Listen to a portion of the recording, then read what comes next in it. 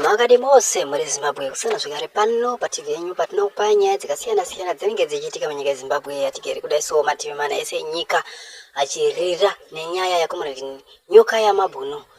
Ndine nyaya yandinoda kuti munge muchinzwisisa panapa. Kusungwa kwakomuredi Nyokayemabhunu kuri kutaurwa zvimwe kunzi mu South African government system hamuna rekodi yekuti komuredi Nyokayemabhunu akasungwa. Zvakawanda zviri kutaurwa mushure mekunge gwagamba achitaura iye kuti akaenda kwange kuna komuredi Nyokayemabhunu zviitaura kunzi ndezvekunyepa. So pane kutambiswa bhora risina mweya kuri kuitika munyaya dzestruggle iyi, pane kutengeswa kwestruggle kuri kuitika. Izvozvo ndoda kuti muzvinzwire mega, mutaure mimi kuti munofunga chii panyaya iyoyo. So ndichakusiyai muchiteerera audio iyi. Hello, how are you, Zimbabweans? How are you? It's me, Barrister Jojo here. I want to take this opportunity to at least tell you what I found out in terms of issue ya Nyokayemabhunu. The fact is,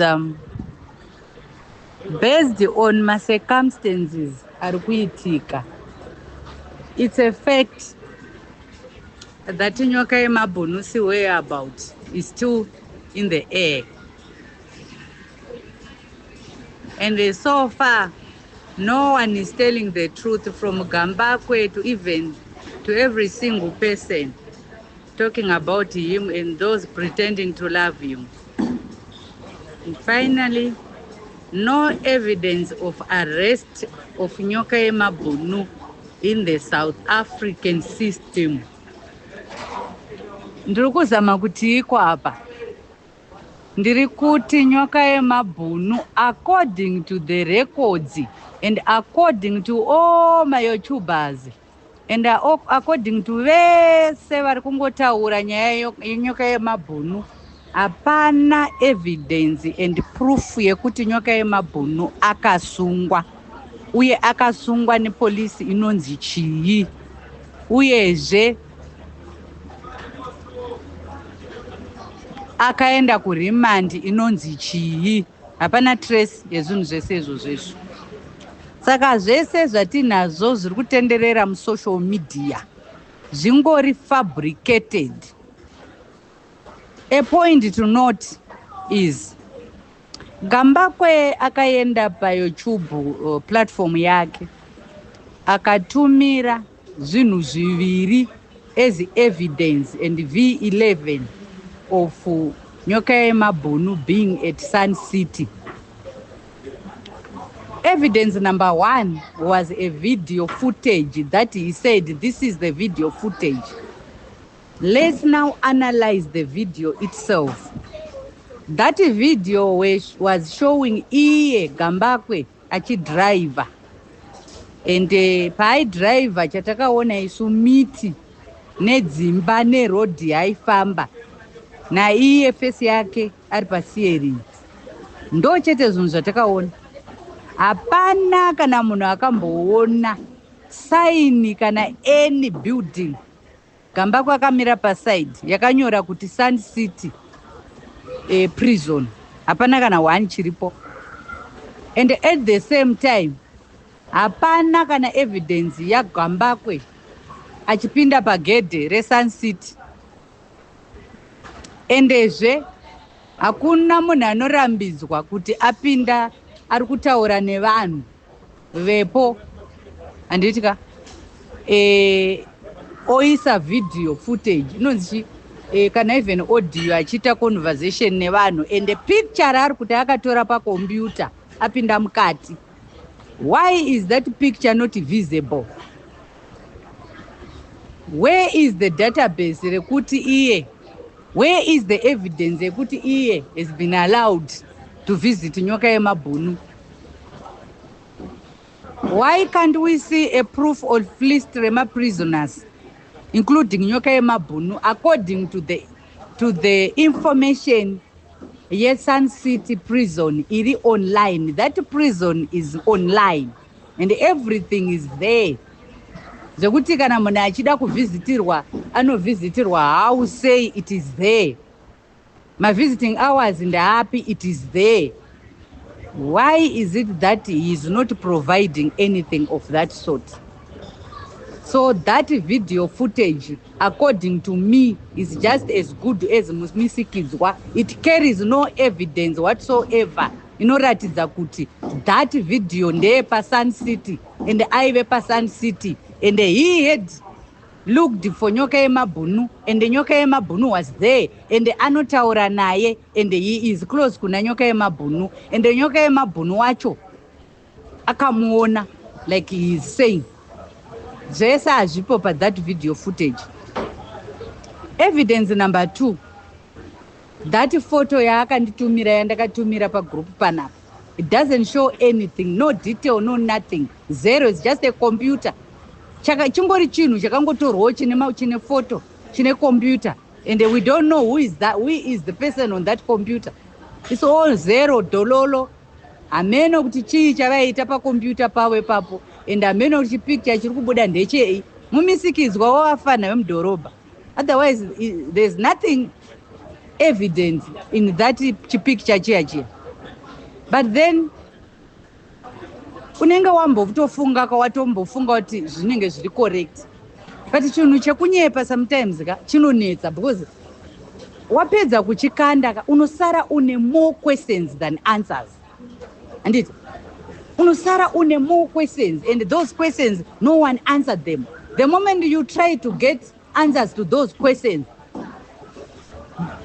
those people warufana kukupa ma answers, they start smear campaigning, making noises, and then you understand there's something more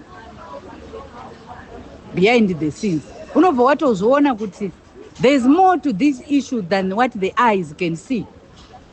And point number 2, Nyokayemabhunu akaappear in 4 different audios. And the first audio yakaitwa na Nyokayemabhunu akakonfirma ega nemuromo wake achitaura iye kuti handina kumboabductwa ini, vanga vachida kundiabducta but ndakazozvidhakisa zvese ndikazviramba, ndakazoramba, but vaitoda kuti se kutondiabducta, vaida musoro wangu. I recall those words vividly well, and I still have the audios. Yes, I recall. And every time I play them, they give me a new evidence. Every time I play them, I get a new vision. Every time I play them, ndinobva ndaona kuti it's not making sense. And it's not making any sense at all. And saka first audio ataura kuti handina kuabductwa ini, vaida kundiadapta vatadza.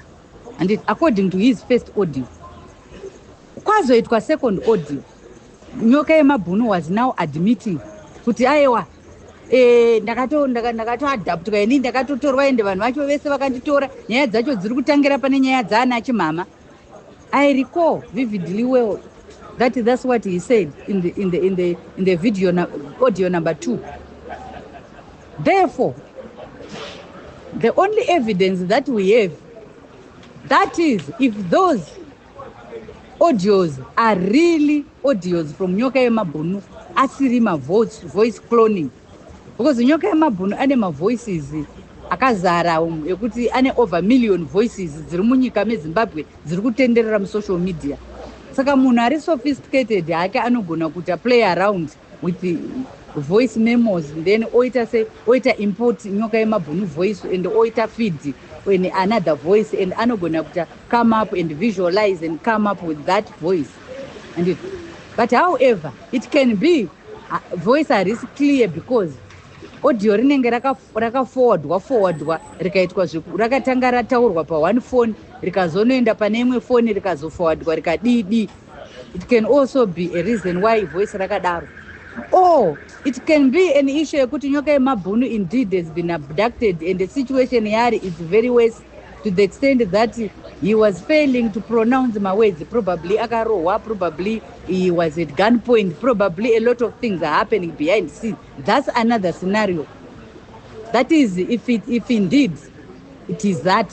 And Saka based on this scenarios ema audios Nyokayemabhunu based nezviri kuitika, it's clear kuti Nyokayemabhunu himself is not coordinating. Information yake is not even coordinating at all. And it is the reason of that, those uncoordinated audios from Nyokayemabhunu, when I said, zvinhu zvasi kumeka sense izvo, maybe haasi stable. Chimbomirai kumusenda maaudio, at least aite stable. But after ndadaro, ndo pakazobva pauya anonzi Saruwaka akaconfuse message yangu akaita zvaakaita, akazotumira futi 2 more messages. After apedza kusenda 2 more messages asira kuti channel izare, hazvipanda kumbopera a day or 2 nobva channel yanzi yahekwa. Ndobva ndataura futi ndikati channel haihekeke, hakuna chinhu chinonzi channel yahekwa. Anditi ndobva makandwa mapono mukanzwi mapedza kukandwa mapono ndobva makandwa chinenge chiaudio. Anditi but ndakataura ndikati channel haihekeke. Channel inongo accesswa chete nemunhu accessa that phone ine channel iyoyo, ende munhu yeye aita access that WhatsApp ndo panobuda channel, haingonzi yahekwa, hakuna channel inohekeka. Anditi then based on circumstances anechekuita nema videos ari kuiswa pana Gambakwe Ningirikiri YouTube channel, they are not coordinating at all. Nguva iri kunzi naGambakwe nezuro Nyokayemabhunu akaredwa, foni yake ikatorwa ikadini. Already it was a day after maningirikiri machatsi ari kunzi ana Kasukuwere he anana whatever magenerals alikwa. Therefore hazvisi kucoordinata zvinhu izvi. How can you say munhu akabirwa manheru ende manheru ari kutaura a day before machatsi anga atogara kare atogara muchannel yeNyokayemabhunu? And then you see now kuti we are fighting with a system. System iyi haisi kutoda kuti Geza revolution ite successful. But the question is, who is behind this? That's the question.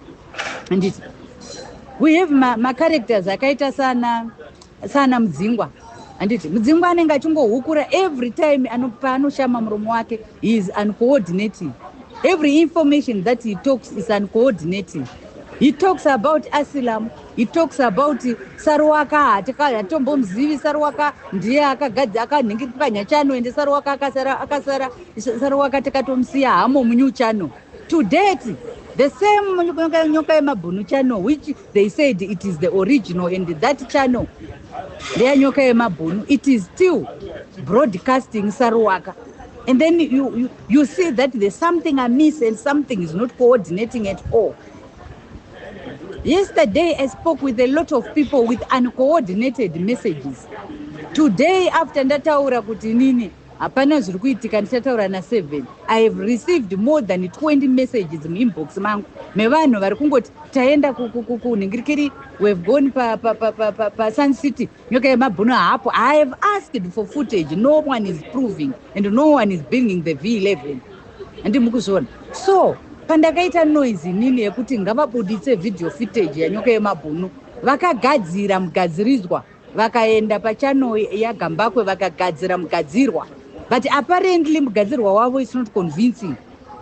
Therefore, who is behind the disappearance of Nyokayemabhunu? It still remains the question that is still not answered today. Because the question is, if Nyokayemabhunu was arrested, when was he arrested? At which police station? When was his case taken to court? Ndakusenderai message yandataura na-advocate Shumba South Africa. Vakonfirma kuti mu-South Africa mune democracy. There is no way mu-South Africa munhu paanosungwa akaita 48 hours ari mujere. And 48 hours, it means only 3 days. It's now over a month. It's almost a month. Nyokayemabhunu has disappeared. No court reference, no court order, no docket, no police station to talk about, no prison yakambokonfirma kuti ari pakati. It's all fictures. Everything's fictures. This is the reason why I was saying kuti ngaabude pachena timuone. And the biggest challenge, the biggest threat that we have now are the very people who were talking about seeing and very close to Nyokayemabhunu. They can now try and do something so that they can prove a fact that indeed Nyokayemabhunu is like this and like this. But the truth and only the truth shall set us free. In this case, it's no longer about what happened, but it is about where is Nyokayemabhunu. That's where we are. And it nyaya dzese dzavari kutaura kuvharidzira kungobudisa video footage yaNyokayemabhunu achitaura chete. Those who are claiming, those who have been always been claiming, with all the evidence, the audio, the videos, the audios that I have, vachitaura kuti vari kuziva kuna Nyokayemabhunu. When I was pressing them and they started to manipulate my efforts kuti hanzi ari kubvunza bhozi ane zvaari kuda kuita kuna Nyokayemabhunu. Now they've changed the goalpost every now and then. My versions avataura, there are more than 15 over issue. Symbol, where is Nyokayemabhunu? You said, you claimed, you were pressuring me that you know where he is and he is safe. Where is he? Can you prove that Nyokayemabhunu is here? Or if you don't want to show us where he is, why can't you show video footage of him talking in a date runners? Then toziva kuti Nyokayemabhunu kumajere kwamuri kutaura hako indeed ndimi munaye. Just come open. And I'm challenging everybody right now. Vese vaitaura kuti vana Nyokayemabhunu, they are close, vanotaura naye ari safe, ari kwakati. Bring V11 and evidence of his safety for the whole people to see. Not all these dramas you are doing they cannot cover up for the answer. That where is Nyokayemabhunu? We need answers, and we need that answer. Trukuda chokwadi. Trukuda chokwadi chakanaka. Trukuda chokwadi chaka. A naked truth is what we want. Atisukuda chokwadi chakapfekedzwa. Trukuda chokwadi chiri naked. Just a simple naked truth yataurwa na Ningerikiri comrade vataura pamusoro apo. Ndinoteerera zvavanotaura. Comrade vavo vane wisdom zvekutodaro. And comrade vavo vari kuparidza shoko vari paground. Havasi mumhepo, havasi muair, havasi muinternet. Vari kuriparidza vari paground. Even kuzvikoro kwavanenge vachiticha, vanenge vachito understand the situation iri kuitika mumaground, mafamilies. Because he is able to analyze even nevana vavanodzidzisa kuti vana vari kusafa zvakati. So at the end of the day, vanonyatso kupepeta mashoko avo zvekuti unonyatsonzwisisa. Vataura nyaya vapa example ye naked truth. Only the naked truth can clear this Nyokayemabhunu issue. As long as vanhu tichiri kutenderera tichiita madrama anosvika paanopera. Chokwadi chinechi chingodiwa futi after all madramas. So we have noticed a lot of dramas. Tapera, tabvuma nemadrama iwayo, taakuda chokwadi. Ari kupi Nyokayemabhunu? Where is he? It is clear kuti haana kusungwa saka ari kupi. It is very clear kuti Nyokayemabhunu is not passed and has never reached any police station. Because it is only police officers that have the arresting rights in South Africa. So which police came arrested Nyokayemabhunu? So we need that information now. Kuti ngaiuye information iyoyo kuti tiibate. And without that information, nyararai. Asi kunyarara kwenyu manje ka kune kuchingobudisa pachena kuti zvese zvamaitaura mainyepa. Anditi ana maakuda kutaurira nyika chokwadi chenyaya yamakatanga iyi. Handina munhu wandiri kuchenesa ini. Vanhu vese ezvinezvi ndiri kunzwa macharacters ekuti vana Jonasi vanani is a syndicate. It's a syndicate chayo. Yes, a syndicate iyoyo, and that's a story for another day. But for now, ndiri kungotiwoka chimboti pai V11 revideo footage yekuti Nyokayemabhunu uyu ari papo. Kwete kusenda kwamuri kuita mavidhio ekudhara yasina nebasa rese, hazvisiri izvo. Makati imi muna Nyokayemabhunu izvozvi muri kuti he ari azenge, munoda kucreata zvimanarratives zvekuti he azodini, he anozodini, azoredwa, azodini. Amunyare zvese nhema dzese dzamuri kucreata idzodzo. Muri kufunga kuti muri kucreatera kuvanhu vasina kuenda kuchikoro. Taurai chokwadi kuti makaisa kupi nyoka yemabhunu. Mese zvenyu muri kutaura nyaya dzanyoka yemabhunu. Taurai chokwadi. Tell the world kuti what is happening kuna nyoka yemabhunu. Taurai, we are waiting.